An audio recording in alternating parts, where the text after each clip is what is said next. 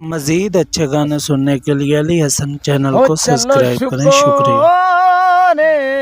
सजान ते दुश्मन दी हो वेले नाल तवंडो गई है लथे मगरू मेने खलकात दे